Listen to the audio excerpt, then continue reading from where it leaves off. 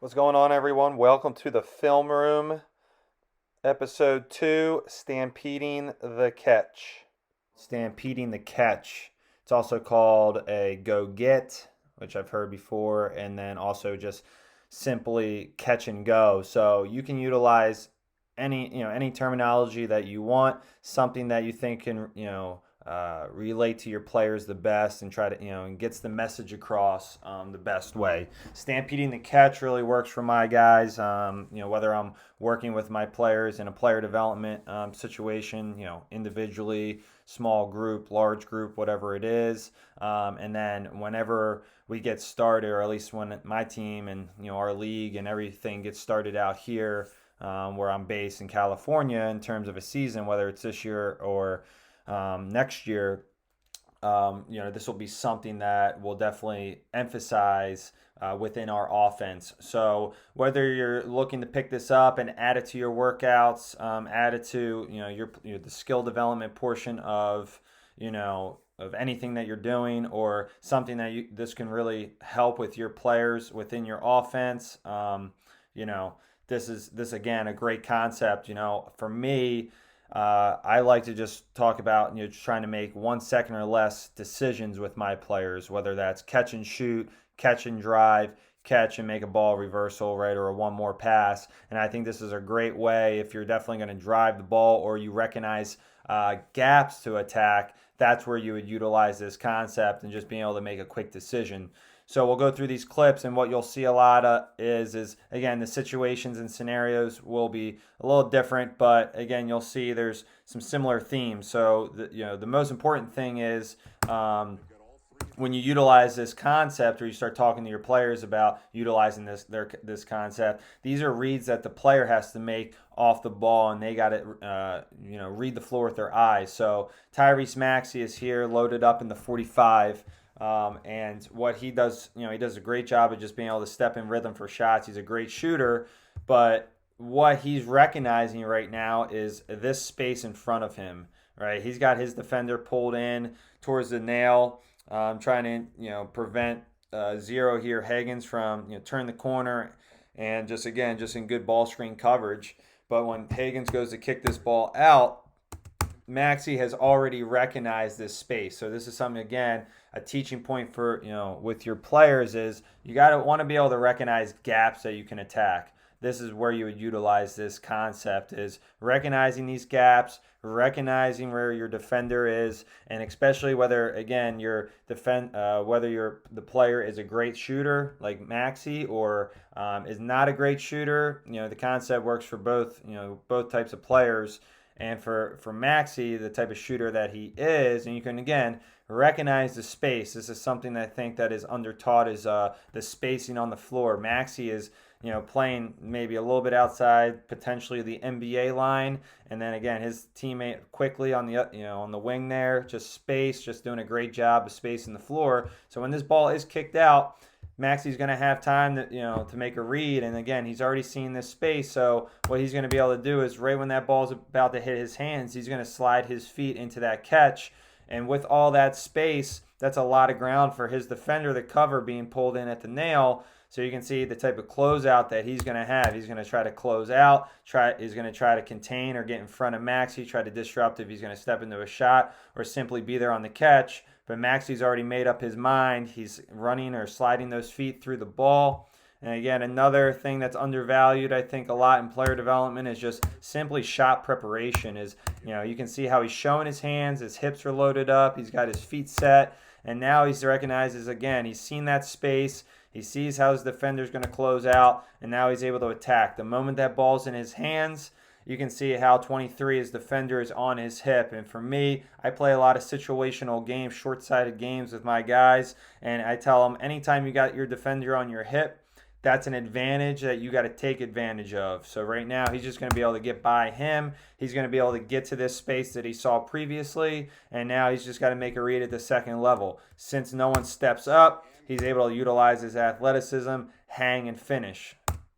So again, just recognizing space. Donovan Mitchell here in this situation recognizes that his defender is ball watching. So as much as, we talk to our players defensively about keeping their head on a swivel, being in position, things like that, you can recognize where 35 is, kind of parallel with Donovan, his ball watching, and now Donovan's looking at his defender. He's reading that where his eyes are drawn to the ball. He's kind of disengaged defensively with his hips up. And then again, he's recognizing this space right here. The paint's open, and then these guys are attached to their matchups here on the perimeter. So Donovan's able to recognize that. He runs through the ball. His hips are engaged, chest to the floor on the drive. He's going to protect the ball with his defender trying to dig. And then again, he's just under control off that last step, and then a very crafty finish high off the glass, and that's what makes him an all-star, is just being able to make tough shots. And again, you work with your players. Not saying you're going to work on shots like that, but you got to make sure they can be crafty around the rim, be under control, whether it's off 1 or 2 feet, and be able to execute, be able to drive or whatever, drive, whether it's off a catch like this or anything else, being under control to finish and working on different ways to finish around the rim. So again, that's just another scenario where you can utilize it. Now here, you can see how De'Aaron Fox here, he kicks it ahead to his teammate, and you kind of see that he's antsy to get it back. Doesn't get it back right away. So now he's just going to load up. So right here, right before the ball hits his hands, he's going to slide his feet. He's going to get his feet and body through the ball. He's going to rip hard. Now, this situation's a little different because his defender, Dortz, for OKC, he's not pulled into the ball. He's not ball watching. He's in pretty good defensive position. But with with a player like De'Aaron Fox, with his athleticism, all he's going to try to do, regardless, is just try to get outside his hips. So this is where, at times, the defense may cut you off on these types of drives, and this is where you got to be crafty, you got to be under control, and you got to be able to counter. So you can see where De'Aaron Fox is going to get downhill. His defender chests him up or gets his body in front of the basketball, and now he utilizes the Euro step, and he's under control at those 2 steps. When he gets to that last step, that left foot, he's not able to get to the rim. So I know, in player development, people work a lot on utilizing that Euro step to get to the rim. Well, there's going to be times where that defender is able to stay underneath, and this is where you got to be under control and really decelerate on that last step and be able to go straight up and down. So again, I'll rewind it back so you guys can see. Whoops. Go back here for a second. Watch it all the way through, under control. Again, just a great job. And now here's just a similar scenario here.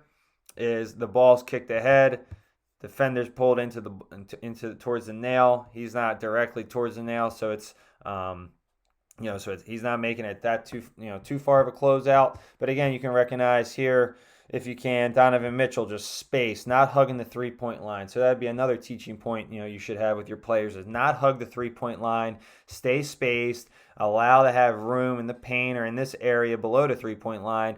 It gives them more room to operate, especially if every player on the floor is properly spaced. So on this kick ahead from Rubio, he's just running through the catch. You can see the type of closeout his defender tries to make.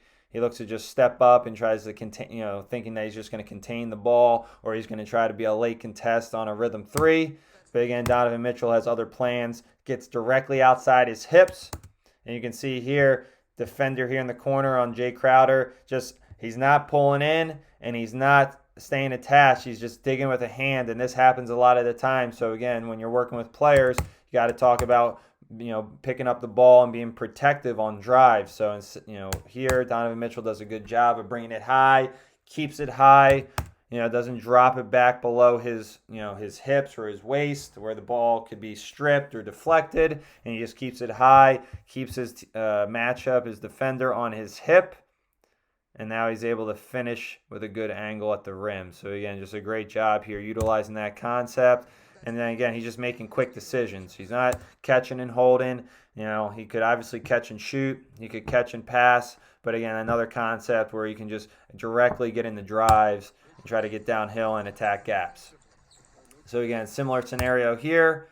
You can see where the ball handler, Murray, pulls in Crowder here. So again, Crowder's on 2 different teams here in this clip, but he's bounced around the league a lot. And again, so a little late ball screen there, if you want to call it that. but again, just gets, the drive to the nail, gets Jay Crowder the pull. So again, the theme is just these spots right here, these gaps. So even though it's the NBA, their spacing's a lot different. When you're whether you got guys at the high school level, college level, whatever it is, the importance, no matter where your 3-point line is, or whatever the space is, making sure that you guys are you have your players properly spaced on the floor, not hugging that 3-point line. And then again, if you got not just the player that's making the play, if you got everyone doing that, that should allow some, free up some room here in the paint, or around the basket to allow your players to operate. So you got this kick ahead, and you can just see how, again, shot preparation by DeMar DeRozan, who's not a great 3-point shooter. So again, we talk about players that are not great 3-point shooters. The previous clips, Maxey, Donovan Mitchell, De'Aaron Fox, all capable of knocking down, threes, at a pretty good percentage. DeMar DeRozan is one that is, pretty inconsistent in terms of shooting the ball. Something that he's not, a huge threat to do is knock down threes. So this has been a great concept for him, especially when he's able to get his defender pulled in. He's just be able to attack these gaps and then again utilize his athleticism. So you can see here where he makes a read at the second level. Valanciunas steps up, so he slows up, he decelerates on that last step and gets in those floaters. So I think that's another key teaching point when you're working with your players, especially when it comes to finishing. Teach them how to slow up and be under control with their feet and their body, and that'll allow for them to be under control with their touch around the rim. Same situation here on the 45 or on the wing. Kick ahead. So we'll get it back. Kick ahead here off the ball screen. You can see how his defender, not sure who that is just ball watching. So again, not fully engaged. His hips aren't down. Doesn't really have active hands. Just ball watching here. You can see how DeMar DeRozan reads that, takes advantage of that, and then again, may get away with the travel there. But the concept is attacking those spaces, attacking those gaps, reading the defender pulled into the gap, or whether they're ball watching, and taking advantage of being able to attack that space. Because again, you can see how these defenders close out. They're just, again, it's just a habit that everyone's been trained at doing or taught at doing, especially defensively, is that when that ball's kicked out, you're thought to close out on them on the perimeter and try to contain the ball, be there on the catch. And now if you're able to get players just getting their hands, body, and feet going through the ball, knowing that's how the defender's going to close out, that's where you're going to be able to take advantage, whether it's plays like this where the players are creating for themselves, finishing around the rim, or it could be opportunities where you draw other help and it's leading to other kick out opportunities for players on the perimeter for rhythm threes. So now again, here's a couple more to finish, and here you can see how the rotation here by the Pelicans, sorry, I'll go back. So they come off a ball screen here, a little DHO, no ball screen. You can see how Brandon Ingram pulls in. He looks to tag here on Ayton. Ball's reversed to Etuan Moore on 55. And you can see how now it's going to be another ball reversal here because Moore is a little off balance. And again, you can recognize on this ball reversal how Ingram had to tag in or try to bump or whatever you want to, whatever your terminology is for helping in on the roller. The Suns read this. They recognize that. So it's going to be a quick one more. Again, quick decisions. They get the ball out. And again, he's a little off balance, but you can see how he's going to try to make that reversal to Mikal Bridges. And you can see how Mikal Bridges here is going to take advantage of Ingram trying to close out, not give up that rhythm shot because Mikal Bridges is a pretty high percentage 3-point shooter. So you see how he's going to try to run out and recognize here how Mikal Bridges is going to take advantage of this. So you can see it on the closeout where Ingram's trying to lunge out, really trying to contain, disrupt Mikal Bridges from shooting a rhythm shot, and recognize how Mikal Bridges, again, the ball's being passed. Instead of being above on the wings or at the top, this ball is now passed to the corner. So you see how Mikal Bridges here, he slides his feet up the line, gets outside the hips of Ingram, who was trying to stop and contain, and now Mikal Bridges has created the advantage, is able to get the space, and then just elevates into a 5-foot jump shot. And again, similar scenarios here. And again, ball's kicked out from the high post here from Ayton. You can see Pritchard here. He's parallel. So what I like to talk about a lot with my players, whether they're going to stampede the catch or they're going to shoot, is anytime you're parallel with your defender, relocating, create a better passing angle, but then you're also getting outside the hips of the defender. So when they do choose to close out, you have a chance to stampede, or you're going to create more space to shoot. So you're going to see here, Pritchard goes to close, and again, Mikal Bridges slides up the line, and he gets that ball outside his hips, and then he's just able to utilize his length. He's under control. He's crafty around the rim to finish. Same thing here, and we'll rewind it back. Slow down my teaching for you guys for the last few clips. So again, you got a little ball screen coverage here. Ayton goes the roll. So again, I believe that's, who's this? The Pacers. So I think that's Sabonis there.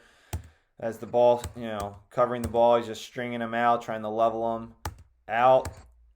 22, Ayton goes the roll. You can see Mikal Bridges, 25, his man goes in the tag. Booker recognizes that, so that's a throwback. Since they're not throwing it in the Ayton, so this could potentially be a throwback to Mikal Bridges and then a throw in the Ayton. You can see how Mikal Bridges continues to slide up. He's going towards the basketball, and now again he's recognizing how his defender pulled in, and now how he's going to close out. So he looks to close out. Mikal Bridges is one step ahead, and then again he just attacks that space. He's under control. He utilizes his length. Last clip here, you can recognize on this cut. So again, a lot of things other than just being on the perimeter, reading your defender being pulled in. Other things to occur to get the defender to be pulled in. So you saw how Ayton's, the previous clips, how Ayton rolls. Ingram had to help, recovered back out.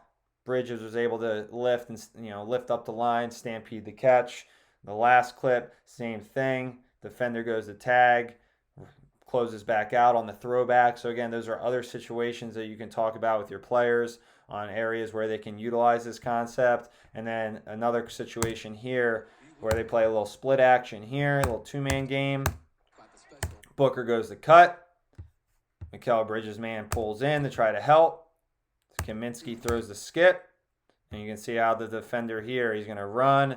Again, being a high percentage three-point shooter, just the NBA, they're taught to try to run guys off the line, especially shooters. So again, Mikal Bridges countering with the stampede, lifts up the line.